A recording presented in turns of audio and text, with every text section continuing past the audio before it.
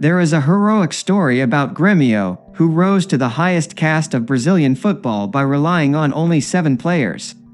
This came in the 2005 Brazilian Série B promotion playoff against Náutico. They just needed a draw at the party. Grêmio appeared to be defending against Náutico with that target. This strategy, on the other hand, made it easier for the hosts to control the game. In the first half, Náutico also received a penalty. Fortunately for Grêmio, the executioner, Bruno Carvalho, failed to perform his duty. Grêmio remained tense throughout the second half. Alejandro Escalona received a red card for handball. Náutico was becoming more eager to attack. They were given another penalty after Eduardo Nunes touched the ball with his hand. When Nunes entered the locker room, he met the same fate as Escalona. The 2 negative decisions were not accepted by the other players. They aggressively surrounded the referee. The mayhem lasted up to 25 minutes. After the situation had calmed down, the referee showed 2 red cards to Grêmio players who had acted inappropriately, Domingos Filho and Patricio Bocas. Grêmio's chance of returning to Série A appeared to be over. They had 7 men on the field against 11 Náutico players, plus another penalty. In fact, Náutico felt too much pressure to score. Following Carvalho's failure in the first round, no one wanted to be the executioner. Ademar Jr. finally spoke up. He, too, could not bear the burden, and his execution was thwarted by Grêmio goalkeeper Rodrigo Gallardo. The ball was sent out for a corner, which was not converted by Náutico. Grêmio then launched a counterattack through Anderson Oliveira, which Wanderlei Batata illegally stopped.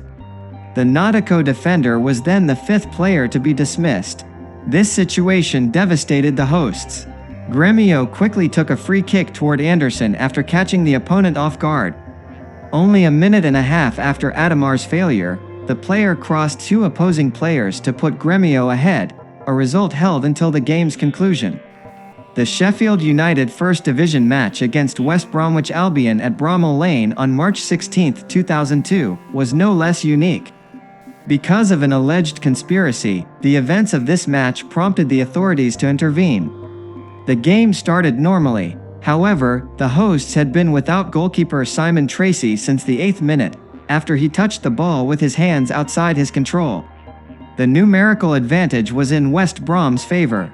Scott Dobie's goal gave them the lead 10 minutes later.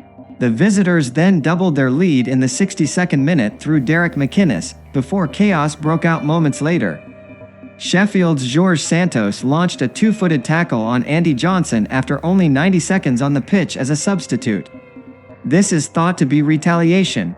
A year ago, Santos suffered a fractured cheekbone and nearly lost his sight because of Johnson's tackle. In the 65th minute, referee Eddie Wolstenholme showed him the red card.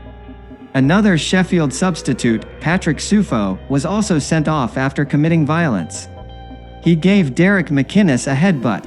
West Bromwich increased their lead in the 75th minute, facing only 8 players. Sheffield was once again short on personnel. 4 minutes later, midfielder Michael Brown was forced off with a groin injury. Meanwhile, 2 minutes later, defender Rob Ullathorne was unable to continue the game due to a muscle problem. Sheffield were unable to field a substitute because their substitution quota had been exhausted. Wolstenholme was forced to call a timeout with Sheffield down to 6 men, well below the regulatory minimum. History was made. This is the first time an English football match has been called off due to a lack of players. Sheffield manager Neil Warnock was immediately investigated following the match, which was later dubbed the Battle of Bramall Lane. He was thought to have purposefully told Brown and Ullathorne to stop competing.